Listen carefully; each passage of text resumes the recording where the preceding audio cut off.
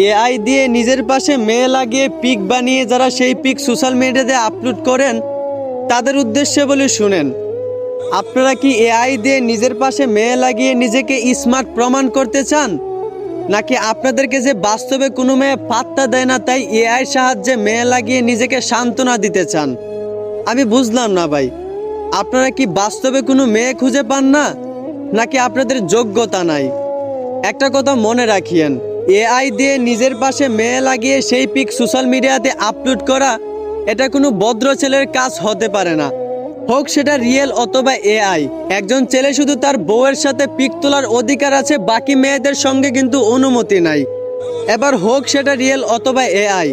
অতএব নিজের ফ্রেমে কোনো মেয়ে রেখে সেই পিক সোশ্যাল মিডিয়াতে আপলোড দিয়ে নিজেকে অভদ্র প্রমাণ করিয়েন না।